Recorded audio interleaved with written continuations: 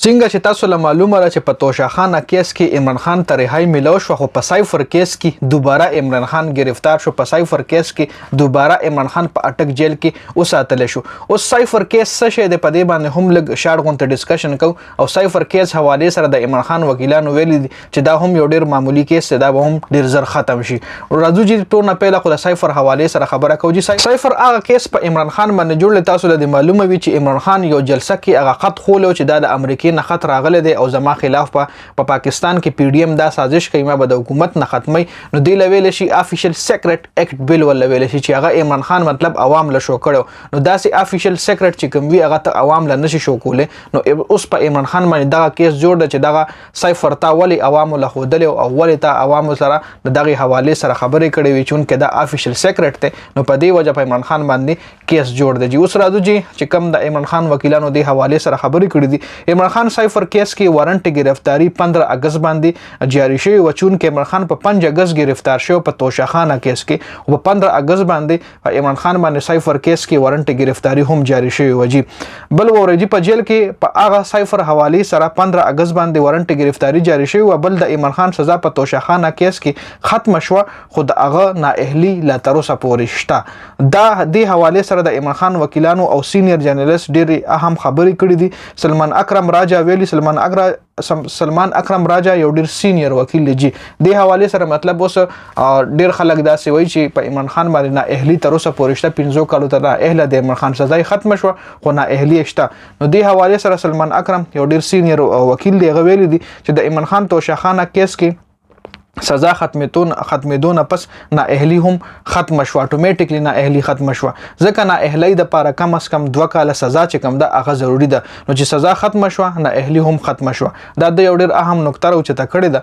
بل ورېږي بل د عمران خان رهایی نن کې دا خو د عمران خان وکیلان وایي چې اف ای ای د عمران خان سایفر کیس کې گرفتاری په 29 اگست جاری کړه، خو وارنټ گرفتاری تاریخ 15 اگست باندې مطلب جاری شوی دی. 15 اگست وارنټ گرفتاری دی. د حواله سره فاروق حبیب ټویټ کړی چې څنګه چې توشاخانه کیس کې د عمران خان د عمران رهایی مخې راغله، نو د سایفر کیس گرفتاری حکمنامه ولی اوس مخې ته راغله چې د گرفتاری آرډر د گرفتاری وارنټ 15 اگست باندې جاری شوی دی. نو په 29 اگست باندې ولی دا منظر عام باندې راغله.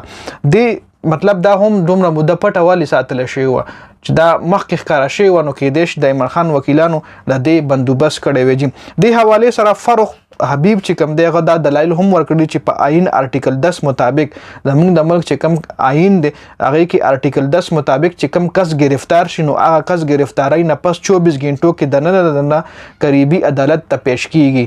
لکه مطلب چې په 15 اگست باندې د عمران خان وارنټ گرفتاری جاری شوی و په سایفر کیس کې، نو بیا په کار چې په 16 اگست باندې په سایفر کیس کې عمران خان عدالت مطلب شو شوی وي کنه، عدالت کې حاضر کړل شوی. نو چې د عمران خان گرفتاری وارنټ 15 اگست باندې شوی، نو تر اوسه سایفر کیس کې د عمران خان عدالت ته ورنه پیش شوی. دا چې کوم دی فاروق حبیب یو ډیر اهم دلایل هم پیش کړی دی. د حواله سره د عمران خان قانوني ټیم هم ویلي دي چې دا کیس نه د عمران خان گرفتاری به هم ډیر زر کل عدم قراریږي. جی بل په بشرا بیبي باندې هم یو ډیر غټ الزام لګیدل دی. غدار ورېږي په بشرا بیبي دا الزام لګیدل چې بشرا بیبي ناروغ غوړي او بشرا بیبي اسلام آباد کې یو هوټل کې د یو اسلامي ملک سربراه سره ملاو شوی او هغه ته ویلو چې عمران خان ملک نه بهر تلو ته تیار دی او هغه ناروغ غواړي.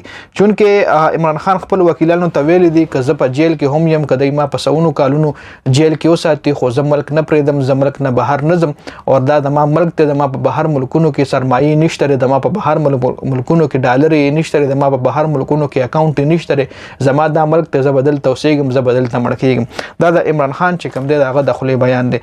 خو نن دا چې کوم الزام مخې راغلی دی نو د دې حواله سره بشرا بیبي لا هیڅ قسم تردید نه کړی، نه د پی ټی آی ټیم د حواله سره خبره کړې ده.